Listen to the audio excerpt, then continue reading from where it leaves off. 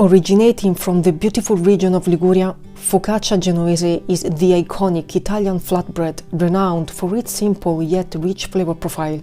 It's a rustic flatbread characterized by its golden olive oil-infused crust, dimpled surface, and deliciously soft crumb. Forget thick breads and bigger bubbles.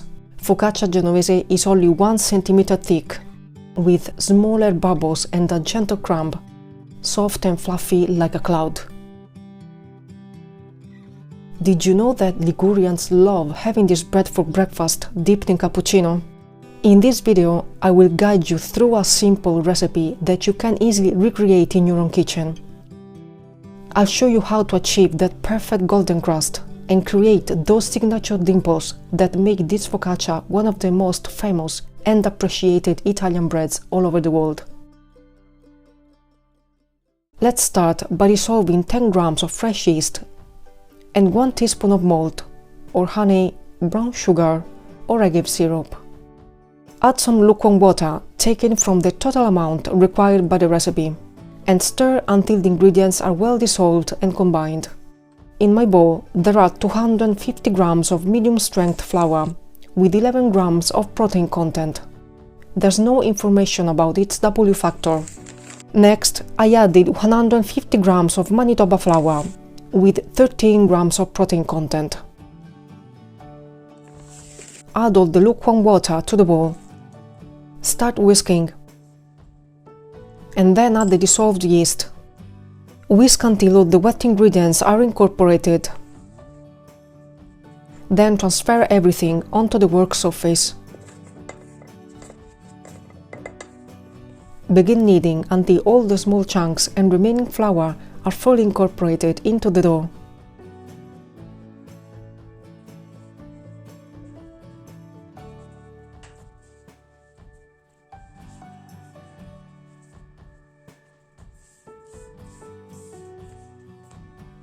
Your dough will be grainy and rough. Cover the dough with a bowl. A kitchen towel won't be enough. For this dough, contact with air is highly forbidden. Let the dough rest for 15 minutes.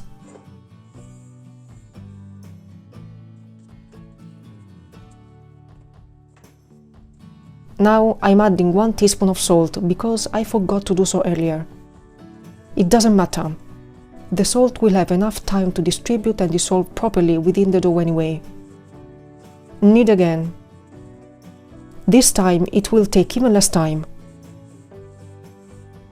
The dough will become much smoother very soon.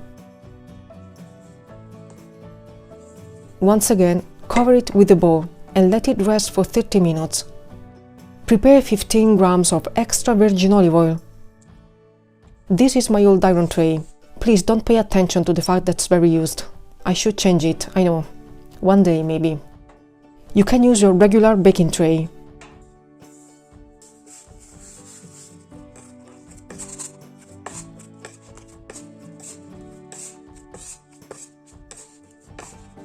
Remove the dough from the work surface and set it aside. Pour the extra virgin olive oil into the middle of the baking tray. Then place the dough over it, spreading the oil and flattening the dough slightly.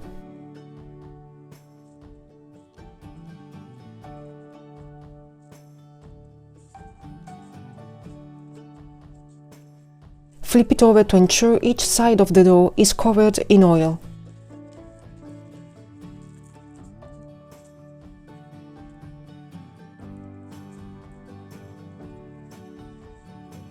Brush the remaining oil over the surface of the tray. Allow the dough to rise inside the oven with the light on for 1 hour or until it doubles in volume, maintaining an ideal temperature of 28 to 30 degrees Celsius. Remove the dough from the oven and, using lightly greased hands, gently press the dough little by little to flatten and spread it evenly across the tray. During this phase, which may take a few minutes, consistently check the thickness of the dough with the palms of your hands, redistributing any excess to areas where the dough is thinner. Also, ensure to press the dough against the edges of the tray to seal it, preventing water from seeping underneath, which could cause sticking.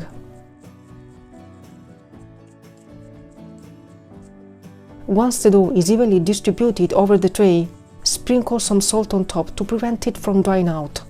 Let it rest inside the oven for 30 minutes or until it doubles in volume. In the meantime, prepare 40 to 60 grams of extra virgin olive oil. I have experimented with both amounts, but I'll talk about that later. Prepare a solution with 80 grams of room temperature water and either half a teaspoon or 1 teaspoon of salt.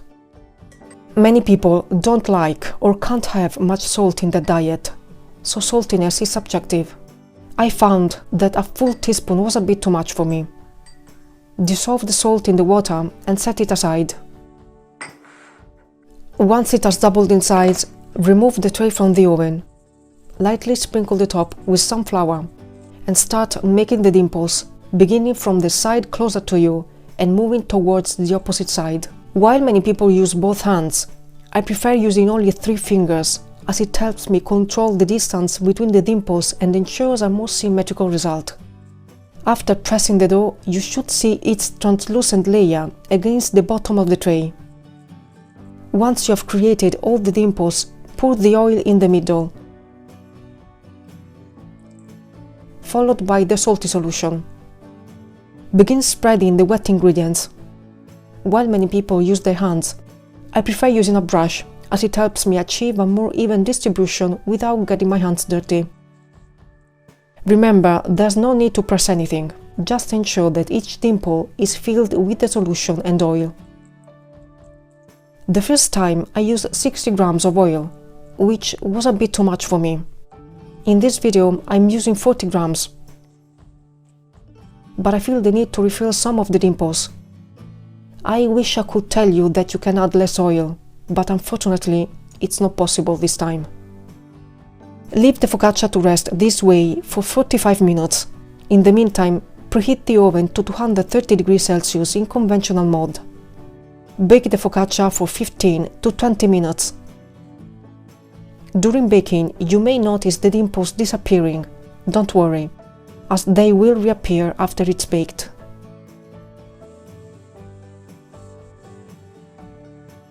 When it's still lukewarm, brush some oil onto the surface.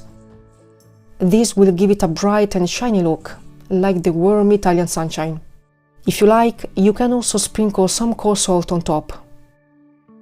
Transfer the focaccia onto a wire rack and let it cool to your desired temperature. Personally, I love it when it's still lukewarm, but it's delicious cold as well. And please let me know if you ever tried this focaccia dipped in cappuccino. I'm really curious to hear what you think about it. I hope you enjoyed this video, and if you did, don't forget to like and share, leave a comment, consider subscribing, and hit the bell to receive notifications. Thanks for watching, and I'll see you next time.